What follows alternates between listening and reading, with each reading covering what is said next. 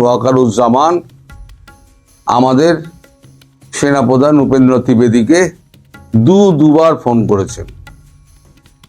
করেছেন এই কারণে যে ভারতবর্ষ যে চরমপত্রটা পাঠিয়েছিল সেই চরমপত্র পাওয়ার পর তার খবর নিশ্চয়ই সেনাপ্রধানের কাছে গিয়েছে।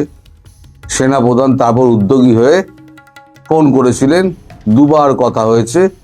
কতক্ষণ হয়েছে না হয়েছে তার বিষয়বস্তু সময়টা আমি জানি না, কিন্তু বিষয়বস্তু আমার কাছে অল্প সংখ্যক কিছু এসে পৌঁছেছে, যেটা আমি আপনাদের সঙ্গে ভাগ করে নিতে চাই।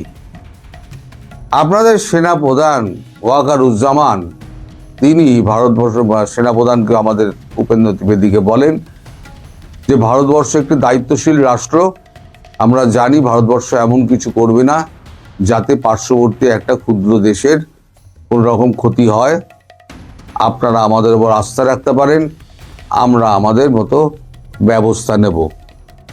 পরিবর্তে আমাদের সেনাপ্রধান উপেন্দ্র ত্রিবেদী বলেন, আমরা 58 পৃষ্ঠার স্যাটেলাইট পিকচার দিয়েছিলাম, তার 93% কাজ আপনারা করেননি, 7% কাজ আপনারা করেছেন। মানে ওই রংপুরের গিয়ে যে চালাটালাগুলো ভাঙা, ওইটার কথাই হয়তো উনি উল্লেখ করেছেন। উনি বলেন রাষ্ট্রীয় পৃষ্ঠপোষকতায় ভারত বিরোধিতার কাজ চলছে। রাষ্ট্রীয় পৃষ্ঠপোষকতায় বলেছেন, কিন্তু কারোর উনি নাম বলেননি। এই পৃষ্ঠপোষকতার মধ্যে রয়েছেন 8 জন উপদেষ্টা ও 3টি রাজনৈতিক দল। 1971 সালে আমরা ইতিহাস বদল করেছিলাম, 1925 সালে আমরা ভূগোল বদল করে দেব।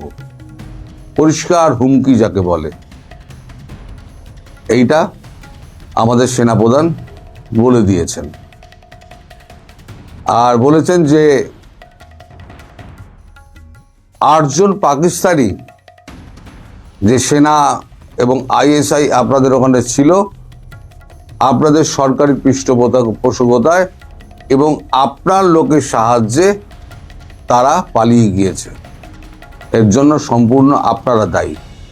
আপনারা দেশকে অস্থির করেছেন, আপনারা দেশে মব কালচার তৈরি করেছেন, আপনারা সাধারণ মানুষকে খুন করছেন, আপনারা বাড়ি ঘর দর জ্বালিয়ে দিচ্ছেন সাধারণ মানুষকে ব্যতিব্যস্ত করছেন। সব থেকে বড় ব্যাপার যেটা হলো, আপনারা ভারতীয় দূতাবাসকেও ছাড়ছেন না। ভারতীয় দূতাবাসের ওপরে হামলা মানে ভারতের ওপরে হামলা, এটা ভারত ধরে নিয়েছে। ভারত এমনি মানে অ্যাক্ট অফ ওয়ার ঘোষণা করে রেখে দিয়েছে, এবং সিঁদুর 2 আমরা খুব শীঘ্রই শুরু করব। এই অবস্থায় আপনারা যে ভারতীয় উপ হাই কমিশনার অ্যাটাক করলেন, ভাঙচুর করলেন, তাদের বাড়িঘর তাদের নিগৃহীত করলেন, এবং একজন তার নিরাপত্তারক্ষী যে বেসরকারি হলো, নিরাপত্তারক্ষী যে নিখোঁজ হয়েছে, আজ পর্যন্ত তার খোঁজ পাওয়া যায়নি। এই ব্যাপারে আপনারা কোনো হেলদোল কিছু নেই। আপনাদের তরফ থেকে একটা দুঃখ প্রকাশ পর্যন্ত করা হয়নি। ভারতবর্ষ এটাকে কিভাবে মেনে নেবে বলুন? সুতরাং আপনাদের ওপর আমাদের আর কোনো আস্থা নেই। এবার আমরা আমাদের হিসেব বুঝে নেব। এইটুকু আমি জানতে পেরেছি, এর বাইরে কি কথা হয়েছে আমি জানি না। এখন ব্যাপার হচ্ছে, কালকে রাত্রিবেলা শিলিগুড়িতে মানে আপনার এই 7 সিস্টার অঞ্চলে সেনাপ্রধান গেছিলেন। সেনাপ্রধান গিয়ে একটা বক্তৃতা দিয়েছেন। তারপরে সেখানে বন্দে মাতারাম একেবারে ধ্বনি উঠেছে, এবং জাতীয় সঙ্গীত, জাতীয় পতাকা উঠেছে, এবং চারিদিকে একটা যুদ্ধ রব একটা উঠে গিয়েছে। এরই মধ্যে 2-4টে আপনার মিসাইল রেঞ্জ মাপার জন্য ছাড়া হয়েছিল রাত্রিবেলা। 2-1জন ক্যামেরা বন্দি করেছেন, আমার কাছেও পাঠিয়েছেন। প্রচণ্ড শব্দে সেই সমস্ত মিসাইল মানে আকাশ দিয়ে উড়ে যাচ্ছে। আসলে পাল্লা মাপা হচ্ছে, মানে রেঞ্জ মাপা হচ্ছে, যে কতটা রেঞ্জ আছে, রেঞ্জটা ঠিক করতে হবে, সেই রেঞ্জের হিসেব করা হচ্ছে। আমার যা মনে হচ্ছে, আমার যা রিডিং, খুব একটা বেশি দূরে নয়, একটা বড় ধরনের দুর্ঘটনা ঘটলেও ঘটতে পারে। এখন এই যে 17-18 তারিখ বাংলাদেশ 12টা সীমান্ত এলাকায় মোট 12টা ড্রোন উড়িয়েছিল এবং ছবি তুলছিল। সেনাবাহিনী কোথায় কোথায় মোতায়েন আছে ছবি তুলছিল। এখন আমার কাছে আমরা যা খবর পেয়েছি তার মধ্যে 3টি ড্রোনকে ভূপাতিত করা হয়েছে, বাকি 9টি ড্রোন পালিয়ে যায়।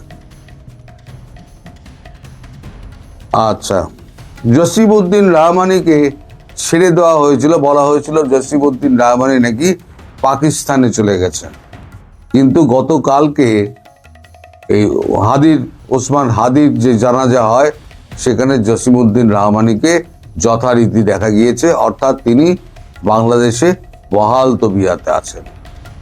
আমি এমনি আগেই বলেছিলাম মোদিজির মুড খুব খারাপ, তিনি একদম মিটিং এর মধ্যে ব্যস্ত আছেন, একটা হেস্ত নেস্ত এবার উনি করেই ছাড়বেন বলে ঠিক করেছেন, এবং একই সঙ্গে মার খাবে পাকিস্তান, আপনারা মিলিয়ে নেবেন। এখন শুধু সময়ের অপেক্ষা, কবে আপনাদের উপরে মারটা গিয়ে পড়বে।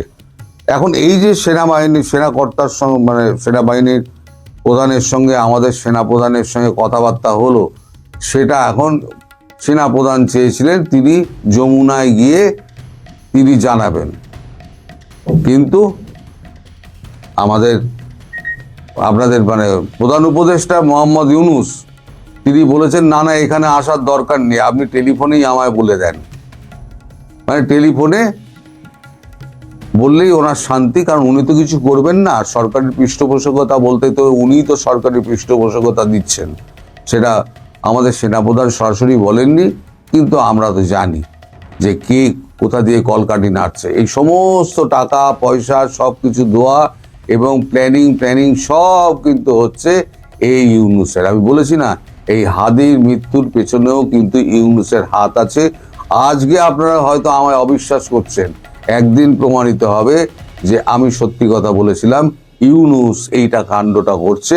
কারণ জামাত চায় না নির্বাচন হোক, ইউনূস চায় না নির্বাচন হোক, ফলে এমন একটা অঘটন ঘটিয়ে দাও যাতে নির্বাচনটা পিছিয়ে যায়, আর ভারতবর্ষকে এমন করে খোঁচাতে লেগে যাও যাতে ভারতবর্ষ বাধ্য হয়ে আমাদের ওপর অ্যাটাক করে।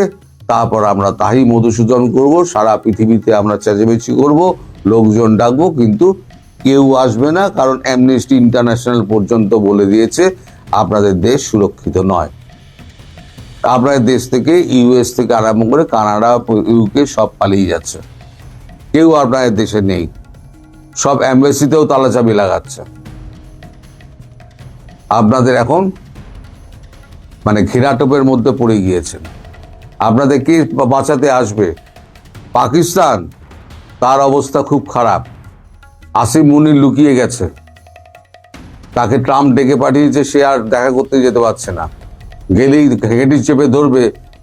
তুমি যে এখানে ডিনার খেয়ে গেলে আর বলে গেলে যে তুমি ইসরায়েলের সৈন্য পাঠাবে প্যালেস্তাইনের সঙ্গে লড়ার জন্য, তা সেটার কি হলো? সৈন্য পাঠাও, দেশের মধ্যে অবস্থা খারাপ, আপনারা সবই খবর পাচ্ছেন। সুতরাং আসিম মুনির এই সময়তে বাংলাদেশের দিকে তাকাবে না, চীন তো তাকাবেই না। চীন বোঝে ব্যবসা এবং চীন বোঝে তার কি বলে ফায়দা, এছাড়া চীন নড়ে না। বাকি রইল কি তার কি আপনার দিকে আসবে না, কারণ তার কি নিজের সমস্যা এত বেশি হয়ে গেছে, তার কাছে খাদ্য সংকট দেখা দিয়েছে, বারবার কাতর অনুনয় বিনয় করা সত্ত্বেও ভারতবর্ষ টাকা দিচ্ছে, খাদ্য দিচ্ছে না। টাকা দিতে চাইছে কিন্তু খাদ্য দেবে না, তোরা শুকিয়ে মর। এদিন আপনাদেরও আসবে, এই যে আজকে তুর্কির যে অবস্থা হয়েছে, এদিন আপনাদেরও আসবে। কাল যদি হাই কমিশন বন্ধ করে দেয়, তার মানে কূটনৈতিক সম্পর্ক ছিন্ন হয়ে গেল। যুদ্ধের আগে তো হাই কমিশন বন্ধ তো হবেই, হাই কমিশন বন্ধ হওয়া মানে জানবেন যুদ্ধের প্রথম স্টেপটা পড়ে গেল।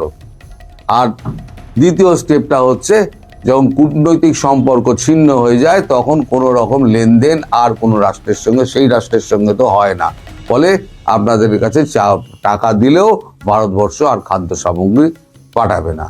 এদিকে আমাদের সেভেন সিস্টারে যেভাবে বন্দে মাতরম যেভাবে উচ্চারিত হচ্ছে এবং জাতীয় সঙ্গীত বাজানো হচ্ছে এবং আপনার পতাকা নিয়ে দৌড়দৌড়ি হচ্ছে, আমার মনে হচ্ছে আমাদের সেনা তো আর আপনাদের সেনার মতো নয়, তারা লড়াই করার জন্য প্রস্তুত হয়ে রয়েছে।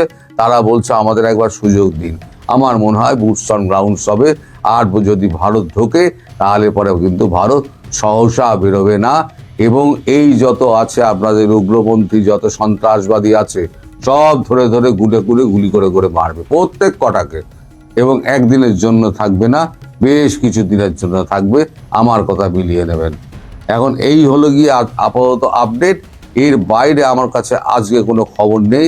আমি খবর নেওয়ার চেষ্টা করছি এই যুদ্ধের কি অবস্থা, মানে যুদ্ধ আদৌ হবে কিনা, যদি হয় তাহলে কবে হবে, কিভাবে হবে, তার খবরাখবর আপনারা দেওয়ার চেষ্টা করবো। সবাই ভালো থাকবেন। দুটি ঘটনা নিঃসন্দেহে সরকারকে বিব্রতকর অবস্থায় ফেলেছে এবং চাপেও ফেলেছে। এটা কোনো মানে বলার অপেক্ষা রাখে না। আপনি খেয়াল করে দেখবেন যে বাংলাদেশ সরকারের এই ওসমান হাদির নিহত আর ঘটনার ডামাডোলের মধ্যে দিয়ে যে দুইটি সাংঘাতিক ঘটনা ঘটেছে, একটি হলো ওই ঘটনার সূত্র ধরে প্রথম আলো, daily star, Udichi, Chhayanaut, Indira Gandhi cultural centre এগুলো ভেঙে ফেলা এবং ভালুকায় সেই কিশোর ছেলেটি 28 বছরের তরুণ মানুষটি তাকে মেরে ধর্ম অপমাননার একটা ফালতু অভিযোগ তুলে এখন পর্যন্ত যার কোনো বিশ্বাসযোগ্য প্রমাণ পায়নি। আইন শৃঙ্খলা বাহিনী র্যাবই বলেছে তারা এমন কিছু ওই ছেলে কান নেওয়ার মতন, বা এটা ছেলে কান নেওয়া না, এটাকে আসলে যে একটা ওই নুরাল পাগলা টাইপ ঘটনা, সেই চট্টগ্রামের ছেলেটি সেই দীপুচন্দ্র দাস, তার ঘটনায় আন্তর্জাতিক, শুধু বাংলাদেশ না, বাংলাদেশ সীমানা পার হয়ে আন্তর্জাতিক অঙ্গনে সরকার নিশ্চিতভাবেই কি একটা চাপে পড়েছে না? আপনারা খেয়াল করে দেখবেন ভারতীয় ইন্ডিয়ান প্রেস ক্লাব থেকে গতকালই দুপুরবেলায় আমরা পেয়েছি, ইন্ডিয়ান প্রেস ক্লাব একটি বিবৃতি পাঠিয়েছে এবং প্রথম আলো এবং ডেইলি স্টারের এই ঘটনায় প্রচন্ড উদ্বেগ এবং উষ্মা প্রকাশ করেছে। এর পাশাপাশি আমাদের হাতে যে খবরটি আছে সেই খবরটির মধ্যে এই ঘটনায় মানে বাংলাদেশের রাজধানীর মধ্যে এটা 5 আগস্টের মতো লক্ষ লক্ষ লোক যেরকম গণভবনে ঢুকে যাচ্ছিল অন্য কোথাও সেরকমও না। ইচ্ছা করলে আইন শৃঙ্খলা বাহিনীর সেই স্ট্রেংথ ছিল না, বা সরকারের ঊর্ধ্বতন মহলে পারলে প্রধান উপদেষ্টার কোনো সেলফোন সাংবাদিকদের কাছে থাকলে সেইখানেও, আর নাহলে প্রধান উপদেষ্টা প্রেস সচিবকে যখন বাবার সাংবাদিকরা ফোন করেছে তাকে ফোন করার মতো সমান কথা, কিন্তু তারপরে ভবন দুটি রক্ষা করা যায়নি, না পুলিশ না কেউ সেখানে গিয়ে ভবনগুলো বাঁচালো না, রক্ষা করলো না, বরঞ্চ পরে মানুষগুলো জান গেল না, তাদেরকে উদ্ধার করে এনে এটা একটা দয়ার পরিচয় যে আমরা তো তাদেরকে জানে বাঁচায় নিয়ে আসছি, এরকম একটা সিচুয়েশন। সেই